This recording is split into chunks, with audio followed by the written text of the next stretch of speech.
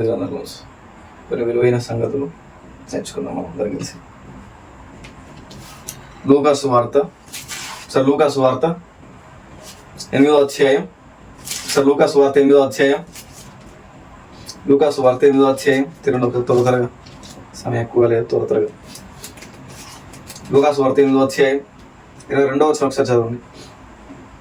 22వ వచనం. ఒక్క నిమిషం.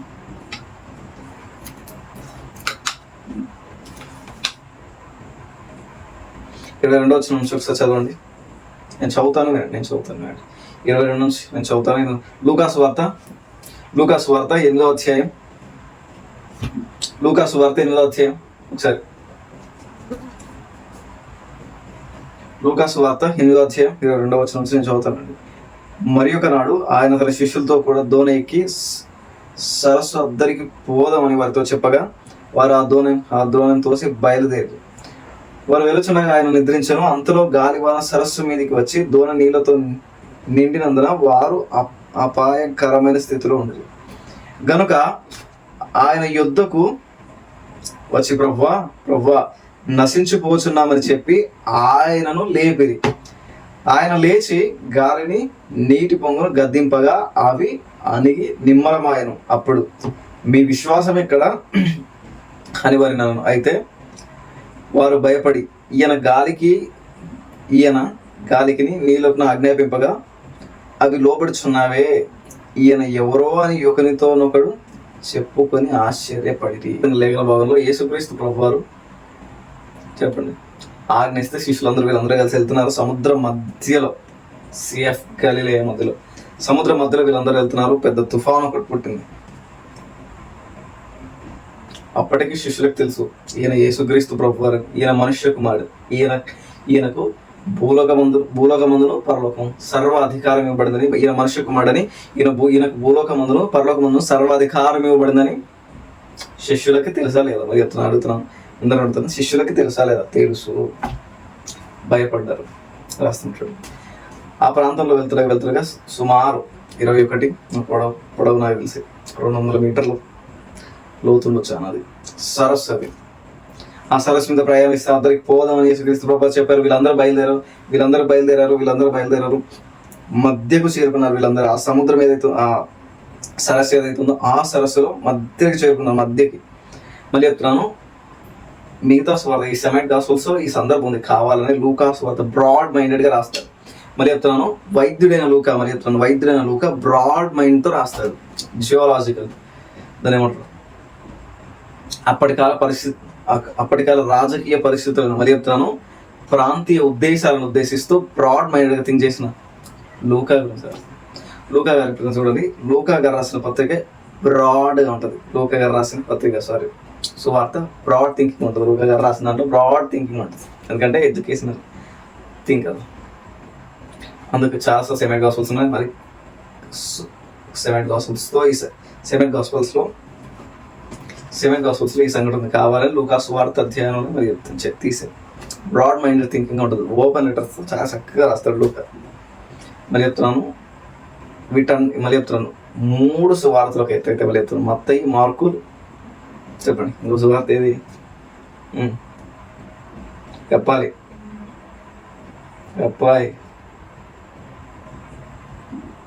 యోహాను అది కదా, యోహాను. మత్తయి, మార్కు, యోహాను సువార్త ఒక ఎత్తు అయితే మళ్ళీ చెప్తాను, లూకా సువార్త ఒక ఎత్తు. అర్థమైతే సంతోషం. బ్రాడ్ మైండ్గా రాస్తాడు లూకా. అలాంటి లూకా పత్రికను అర్థం చేసుకోవాలంటే అంత ఈజీ ఏం కాదు. అదే చెప్తున్నాను, సింపుల్గా మీకు అర్థమయ్యేలాగా చెప్తున్నా వినండి. అతనికి పోదమని వారితో చెప్పగా వారు ఆ దోణిని త్రోసి బయలుదేరి వారు వెలుచుండగా ఆయన నిద్రించను. ఎందుకంటే యేసుక్రీస్తు ప్రభువు వారికి పగలంతా పరిచయం, పగలంతా పరిచయం, రాత్రంతా ప్రార్థన. ఆయన అలసిపోయాడు, ఆయన శరీరం అలసిపోయింది. ఫుల్లీ గాడ్గా, ఫుల్లీ హ్యూమన్గా మన నజరేయుడైన యేసుక్రీస్తు అలసిపోయింది. ఆయన శరీరం అలసిపోయింది. లోకరీతిగా లోకోక్తితో ఆయన బతుకుతున్నాడు. ఆయన శరీరం అలసిపోయింది. ఏం జరుగుతుంది చూడండి ఒకసారి. ఆయన శరీరం అలసిపోయిందంట. శిష్యులు బయలుదేరారు. ఆయన శరీరం అలసిపోయింది. దోణిలో ఆయన పడుకుని నిద్రించినంతలో గాలివాన సరస్సు మీదికి వచ్చి దోణి నీళ్ళతో నిండినందున వారు అపాయకరమైన స్థితిలో ఉండిరి. సిఎఫ్ గలిలయ అటు మధ్య సరస్సు ఒకటి ఉంటుంది. ఆ సరస్సులో మరి ఎత్తైన కొండ ప్రదేశం ఒకటి ఉంది, ఎత్తైన కొండ ప్రదేశం ఒకటి ఉంది, లోతైన నది ఒకటి ఉంది. అదైతే సంతోషం. అందుకే పెనుగాలిగా మారింది, మళ్ళీ చెప్తాను, తుఫానుగా మారింది, తుఫానుగా మారింది గాలి. అర్థమైతే సంతోషం. దీన్ని థర్మోడైనమిక్స్ సంథింగ్ దేంతోనూ పోలుస్తారు. థర్మోడైనమిక్స్ అనుకుంటా నాకు తెలిసి, థర్మోడైనమిక్స్ అనుకుంటా. వాటితో ఈ గాలిని పోతాను నాకు తెలిసి. హైడ్రాలిక్ టర్బైన్ సంథింగ్ ఏదో అంటారు, అదేనా అది అనుకుంటా. వీటన్నిటిని థింక్ చేస్తూ గాలి అలా వచ్చింది. పరిస్థితులు జరిగిపోయి అపాయకరమైన స్థితిలో వాళ్ళు పడ్డారు. ఏమన్నాడు చూడండి, గనుక ఆయన యుద్ధకు వచ్చి ప్రభువా నశించిపోతున్నామని చెప్పి ఆయనను లేపిరి. ఆయన లేచి గాలిని నీటి పొంగులు గద్దింపగా అణిగి నిమ్మలం ఆయను. ఏం చేశారంట, పోతున్నాయి ప్రభు మా ప్రాణాలు, ఇక పథకం, ఇంకా మా పని అయిపోయింది, ఇంత దూరం నీ సువార్త వచ్చాను, నీ పనికి వచ్చాను, పిలిస్తే వచ్చాను, నీ శిష్యులుగా వచ్చాను, మా పని అయిపోతుంది ప్రభు, లేవు అన్నారు. ఇంకా లేవు ప్రభు అంటున్నారు. మనకి చూస్తే కొంచెం అలా నవ్వొచ్చే సందర్భాలు, కానీ ఆ పరిస్థితుల్లో, ఆ ప్రాంతాల్లో, ఆ టైంలో, ఆ కాలంలో, ఆ కాలమానంలో, పరిస్థితుల్లో, స్థితిగతుల్లో నాగరికత లేని ప్రాంతాలు ఎంతో కొంత. మరి ఎంత నాగరికత లేదు అంటే రోమా ఎంపైర్ నాగరికత లేనిది కాదు, నాగరికత లేని మనుషులు ఉన్న ప్రాంతాల్లో అంత నాగరికత లేదు వీళ్ళకి. మళ్ళీ వీళ్ళకి అంత నాగరికత లేదు, వీళ్ళకి అంత బ్రాడ్ థింకింగ్ వీళ్ళకి లేదు. అప్పటి కాలంలో ఆ పరిస్థితుల్లో, ఆ స్థితిగతుల్లో, ఆ ప్రాంతాల్లో వీళ్ళకి అంత బ్రాడ్ థింకింగ్ లేదు. కాబట్టి భయపడ్డారు. తుఫాన్ రాగానే భయపడ్డారు, గాలి వీచగానే భయపడ్డారు, అపాయకర స్థితిలో వెళ్ళగానే భయపడ్డారు. అప్పటికే శిష్యులకు తెలుసు ఈ నజరేయుడైన యేసు అని తెలుసు, ప్రవచనం నెరవేర్పినని తెలుసు. మళ్ళీ చెప్తున్నాను, భూమి అందరూ పరలోకమును సర్వాధికారం యేసుక్రీస్తు ప్రభువుకి ఇవ్వబడిందని వీళ్ళకి తెలుసు. మళ్ళీ ఏం మాట్లాడుతున్నారు, పోతామేమో ప్రభు, ఎంత భయంకరమైన పరిస్థితులు అయితేనే వాళ్ళు అలా అంటారు. మళ్ళీ ఎంత భయంకరమైన పరిస్థితులు అయితేనే వాళ్ళు అలా అంటారు, పోతామేమో ప్రభు అని. అపాయకరమైన స్థితిలో పడ్డారు. యేసుక్రీస్తు ప్రభువుని లేపారు. ఆయన అంటుంటుంది, ఆయన లేచి గాలిని నీటి పొంగులు గద్దింపగానే అవి అణిగి నిమ్మలమాయెను. ప్రళయాలు, గాలిని గద్దించాడు, నీటిని గద్దించాడు. గాలిని గద్దించి నీటిని గద్దించగా అవి నిమ్మలం అయిపోయి మళ్ళీ ఆయన అంటున్నాడు, అప్పుడు ఆయన మీ విశ్వాసం ఎక్కడని వారితో అని వారు భయపడి, ఈయన గాలికి నీళ్ళకు ఆజ్ఞాపింపగా అవి లోబడుచున్నవే, ఈయన ఎవరో అని ఒకరితో ఒకడు చెప్పుకొని ఆశ్చర్యపడ్డారు. దేనికి ఆశ్చర్యపడ్డారు, ఈయన ఎవరో నాకు తెలియక అడుగుతున్నాను. మళ్ళీ చెప్తున్నాను, క్వశ్చన్ ఇక్కడ రైజ్ అవుతుంది చూడండి. నేను క్వశ్చన్ రైజ్ చేస్తాను. యేసుక్రీస్తు ప్రభు ఎవరో తెలియకుండా శిష్యులు తయారయ్యారా? యేసుక్రీస్తు ప్రభు ఈయన ఎవరో అని చెప్పుకున్నారంటే వీళ్ళకి ఇంకేముంది, అంత బ్రాడ్ థింకింగ్ లేదు వీళ్ళకి. దేవుడు ఇంకా వీళ్ళకి, యేసుక్రీస్తు ప్రభు ఇంకా వీళ్ళకి అర్థం కాలేదు. మృతుల పునరుద్ధానం ఉందని వీళ్ళకి అర్థం కాదు. మళ్ళీ మృతుల పునరుద్ధానం ఉందని వీళ్ళకి అర్థం కాదు. యేసుక్రీస్తు ప్రభు వారు సంపూర్ణ దైవత్వం కలిగిన, సర్వాధికారం కలిగిన దేవుడు అని వీళ్ళకి ఇంకా అర్థం కాదు. ఎవరో ఈ మనుషుడు అనుకుంటున్నారు. చూడండి, యేసుక్రీస్తు ప్రభు వారు అన్నాడు, వీళ్ళందరూ భయపడుతున్నారు, ఈ శ్రమలకు నిందలకు అనబడుతున్నారు. ఎందుకంటే టాపిక్ డివైన్ అయిపోయింది. అలా అనకూడదు, టాపిక్ డివైన్ అయిపోయింది. వాళ్ళకు వచ్చినటువంటి సమస్యలు, మరి వాళ్ళకు వచ్చిన అలాంటి ప్రళయాలు, వాళ్ళకు వచ్చిన అలాంటి సమస్యలు, వాళ్ళ ఒత్తిడి ఎలా ఉంది, పోతామేమో, ఇంకా ఒత్తిడి ఇంకా బాగుపడదు, పోతామేమో. సువార్తకు వచ్చాం, దేవుడు ఈయన ఎవరో నాకు తెలియదు, పిలిస్తే వచ్చాం, దారుణం పోయి ఈయన పిలిస్తే వచ్చాం మేము, మా పరిస్థితులు ఇంకా అయిపోయాయి. ఈ సముద్ర గర్భంలో తెచ్చి కాల గర్భంలో ఈయన కలిపేస్తాడు. చాలా మంది అనుకునేది అదే, ఈ మాయిదా దేవుడు వచ్చేసి కాల గర్భం మనకు కలిపేసేలా ఉన్నాడని చాలా మంది అనుకుంటారు. కానీ దేవుని ఆలోచన విధి విధానాలు వేరు, దేవుని ఆలోచన విధి విధానాలు వేరు. ఆయన బ్రాడ్ థింకింగ్ డిఫరెంట్. ఆయన అనుకున్నది నువ్వు ఊహించలేనిది. మరి చెప్తున్నాను, ఆయన అనుకున్నది నువ్వు ఊహించలేనిది. ఆయన బ్రాడ్ థింకింగ్ వేరు, ఆయన ఆలోచనలు వేరు. అగోచరుడైన దేవుడు, అద్వితీయుడైన దేవుడు, నిన్న నేడు నిరంతరం ఏకరీతిగా ఉండే దేవుడు, ఆది అంతం లేని దేవుడు. ఆయన ఆలోచనలు మన ఆలోచనకు సూట్ అవుతాయి. ఒకసారి అనుకుంటాం, అనవసరంగా ఈ దేవుడిని నమ్ముకున్నాం, అనవసరంగా చెప్తుంది, శ్రమలు పడుతున్నాం, నిందలు పడుతున్నాం. కానీ ఆయన థింకింగ్ వేరు, ఆయన ఆలోచనలు వేరు, ఆయన ఉద్దేశాలు వేరు.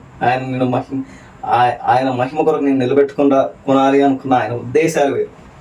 ఆ ఉద్దేశాలకు, ఆ బ్రాడ్ థింకింగ్కి మనం సూటబుల్గా నిలబడగలిగితే చెప్పండి, మా స్టోరీ మొత్తం ఆయన రివైట్ చేస్తాడు, మళ్ళీ రాస్తాడు. ఆయన గొప్ప వాళ్ళగా, గనులైన వారిగా. మరి ఇతను దావీదు సంగతి గొర్రెల కాపరి కదా, మరి ఇతను గొర్రెల కాపరి కదా, తండ్రిగా ప్రస్తావింపబడ్డాడు యేసుక్రీస్తు. ఆయన బ్రాడ్ థింకింగ్ వేరు. నా ఎడల నీకున్న తలంతులు ఆ వధువులు లేని అనంతముగా అన్నారు. నా ఎడల నీకున్న తలంతులు అవధులు లేని అనంతములు అని అన్నారు.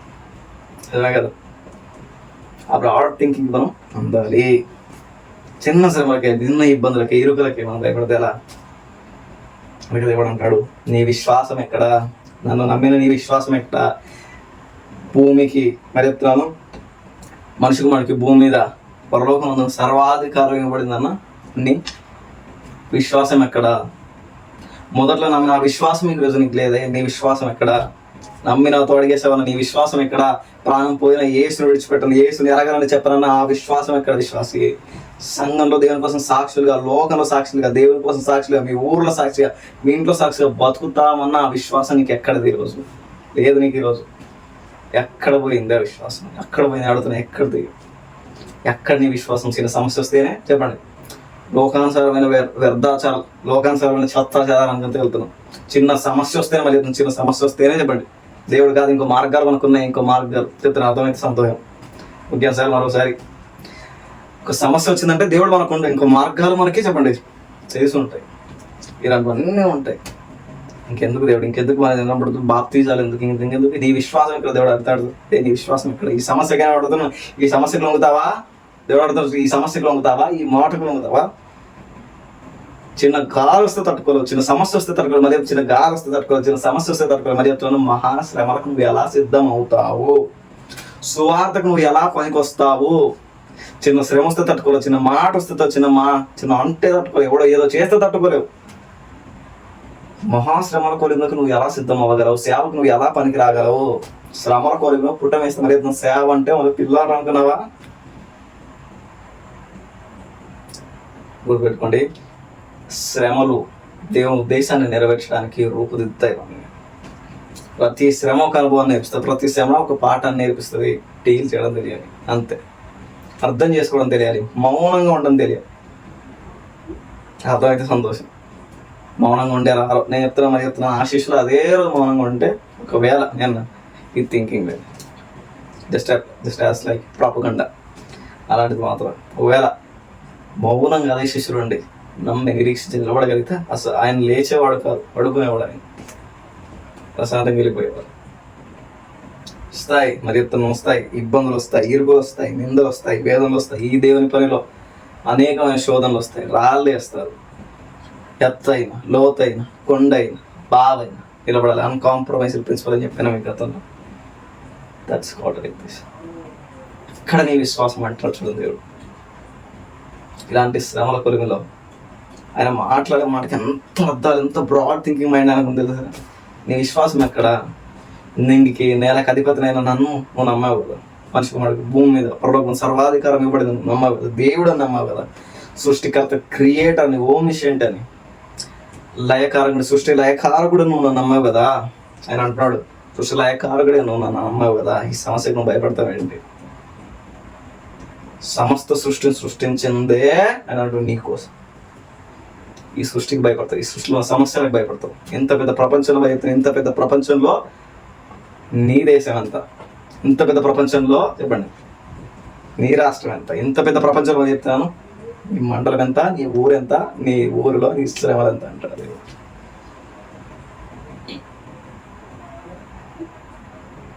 యోగుతో మాట్లాడుతూ దేవుడిగా కొన్ని మాటలు మాట్లాడతారు చూడండి. వీటన్నిటి గురించి మళ్ళీ అలా తీసుకెళ్ళి వద్దాం మళ్ళీ కొత్త దగ్గరికి పో.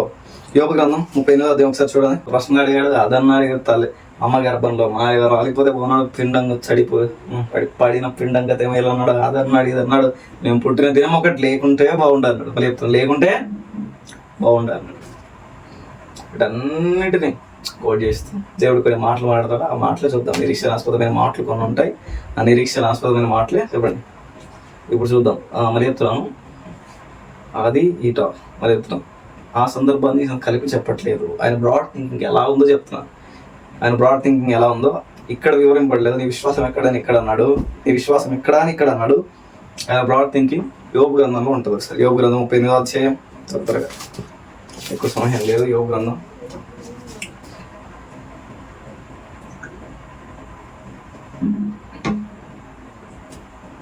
యోబు గ్రంథం 38వ అధ్యాయం, యోబు గ్రంథం 38వ అధ్యాయం, యోబు గ్రంథం 38వ అధ్యాయం మొదటి నుంచి నేను చదువుతాను అండి. అప్పుడు యెహోవా సుడిగాలిలో ఇలాగ యోబు ప్రత్యుత్తరం ఇచ్చెను, జ్ఞానము లేని మాటలు చెప్పి ఆలోచనను చెరుపుచున్న వీడెవడు? పౌరుషం తెచ్చుకొని నీ నడుము బిగించుము, నేను నీకు ప్రశ్న వేయుదును, నీవు నాకు తెలియజెప్పుము. నేను భూమికి పునాదులు వేసినప్పుడు నీవు ఎక్కడ ఉన్నావు? చూద్దాం, వారికి భలే ఉంటాయి, భలే మాడతారు దేవుడు. చూడండి ఒకసారి, నేను భూమికి పునాదులు వేసినప్పుడు నువ్వు ఎక్కడున్నావు? నీవెక్కడ ఉంటివి?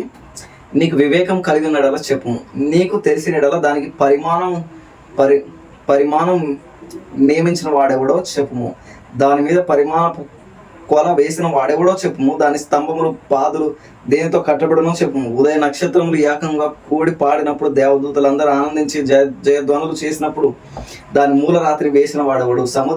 సముద్రము దాని గర్భం నుండి పొరలి రాగా తలుపుల చేత దాన్ని మూసిన వాడెవడు? నేను మేఘమును దానికి వస్త్రముగాను గాఢాంధకారమును దానికి పొత్తిగుడ్డగాను వేసినప్పుడు నీ ఉంటివా? దానికి సరిహద్దు నియమించినప్పుడు దానికి అడ్డు గడియలు తలుపును పెట్టించినప్పుడు నీవు ఇంతవరకే గాని మరి దగ్గరకు రాకూడదని ఇక్కడనే నీ తరంగంలో పొంగు అనుకోబడుననియో నేను చెప్పినప్పుడు నీ ఉంటివా? అరుణోదయం భూమి దిగంతముల వరకు వ్యాపించినట్లును అది దుష్టులను తనలో ఉండకుండా దూపివేయినట్లు నీవెప్పుడైనా ఉదయం కలగజేసితివా? అరుణోదయము దాని స్థలమును తెలిపితివా? ముద్రవర్ణ మంటికి రూపం కలిగినట్టు అట్టి పుట్టిగా భూముఖము మార్పు నందును విచిత్రమైన పనిగల వస్త్రం వలె సమస్తమును కనబడును. దుష్టుల వెలుగు వారి యొద్ద నుండి తీసివేయబడును, వారెత్తిన బాహు విరగొట్టబడును. యోబుతో కొన్ని సంగతులు మాట్లాడుతున్నాడు, వినండి. భూమి పుట్టినప్పుడు నువ్వు ఉన్నావు యోబు. దేవుడు మాట్లాడుతున్నాడు, చూడు. భూమి పుట్టినప్పుడు నువ్వు లేవు యోబు.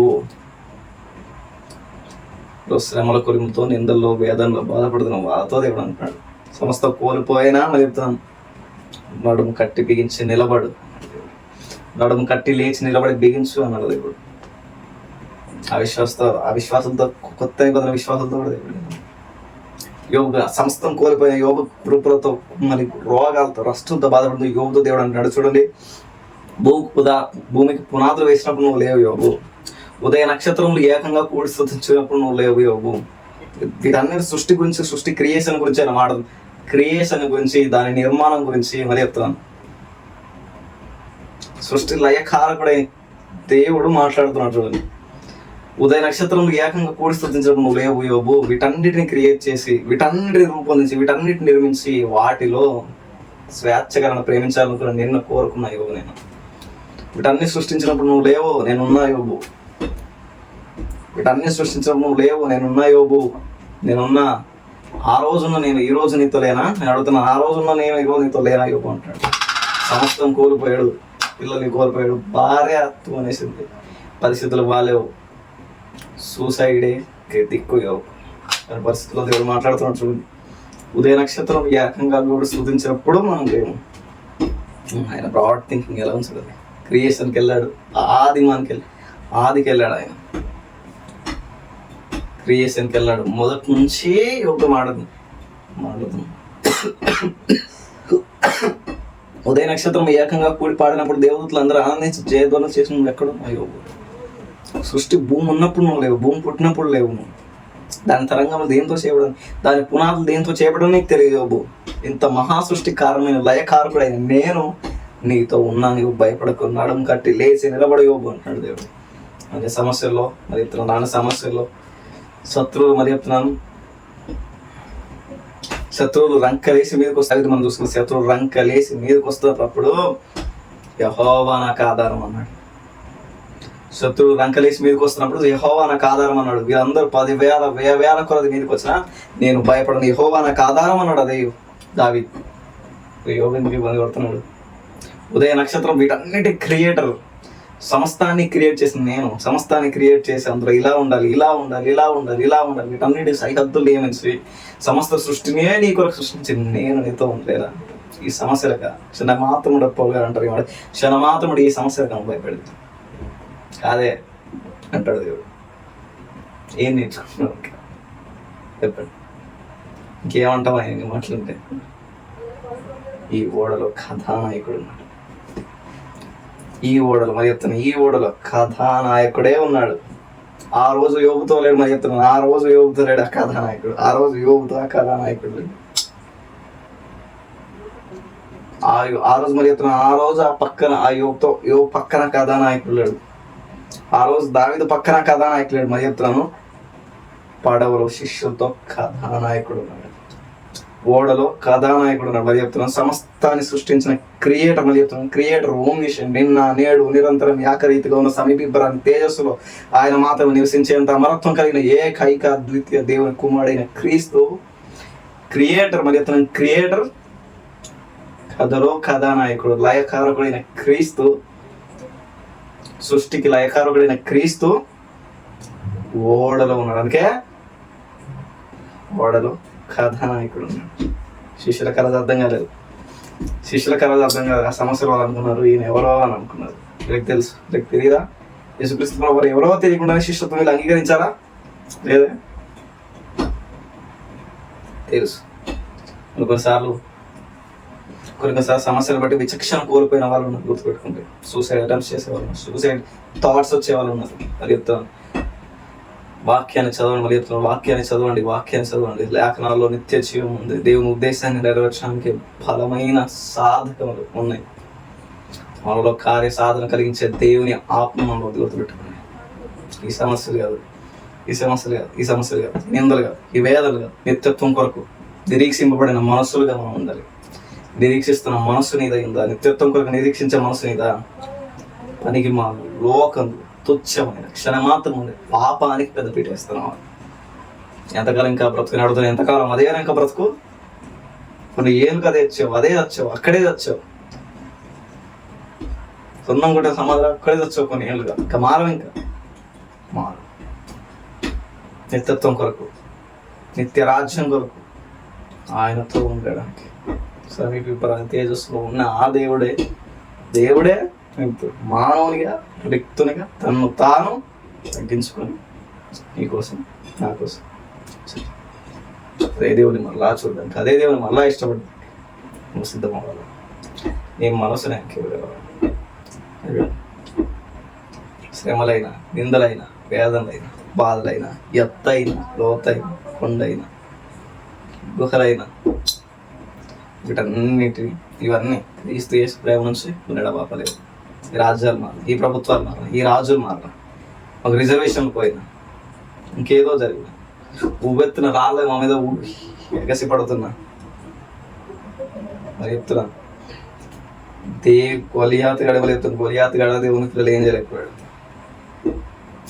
చేస్తారా? సరైన ఏం జరుగుతాయి? వస్తాయా రాని, శ్రమలు వస్తాయా రాని, సమస్యలు వస్తాయా రాని, ఇబ్బందులు వస్తాయా రాని, దేవుని కోసం నిలబడేంత స్టాండర్డ్స్ ఉంటే నీకు. మరి చెప్తున్నాను, వీటన్నిటి నువ్వు భయపడవు. ఈ శ్రమల్లో ఈ జీవితానికి కథానాయకుడు ఆయన ఉన్నాడు. మరి చెప్తున్నాను, ఈ జీవితానికి ఈ జీవితానికి కథానాయకుడు, డైరెక్షన్ ప్రొడ్యూస్. మరి ఈ జీవితానికి కథానాయకుడు, మరి చెప్తాను డైరెక్టర్ ఆయన, ప్రొడ్యూసర్ ఆయన. మరి చెప్తున్నాను, సమస్తం ఎవ్రీథింగ్ ఆయన అంతా చూసుకుంటాడు. ఏం వరి అయిపోయి ఈ రూపం టెన్షన్ అయిపోతామేమో, నిందలు పంపిస్తారు, అయిపోతామేమో, చనిపోతామేమో, వీళ్ళందరూ దాటిగా మాకు వస్తున్నారేమో, ఎత్తులు టేర్లు పాతాను. దావీదు జీవితం మీరు చూడండి, మనతో మనుషులు నిలబడరు. మరి చెప్తాను, మనతో మనుషులు నిలబడేది ఆయన మాత్రమే. ఎవరు నిలబెడతాడు? నమ్మి విశ్వసించి నిలబడగలిగితే నా నిలబెట్టాడు ఎన్నో. అట్టి తీవ్ర కృపదేవుడు మనకు అందరికి దయచేయను కాక. ఆ నుంచి ప్రార్థన చేసుకుని ఉంచుకుందాం. పరిశుద్ధము నమ్మకమైన తండ్రి, నీకు స్తుతులు చెల్లిస్తున్నాం ఆయన. ఇంతవరకు వాక్యంలో తోడేది నీ మాటలు బలపరచడానికి స్తుతులు చెల్లిస్తూ వాక్యాన్ని ఫలప్రదంగా మా జీవితాలు మార్చినవి మహింపను క్రీస్తునామమున ప్రార్థిస్తున్నాను తండ్రి, ఆమేన్.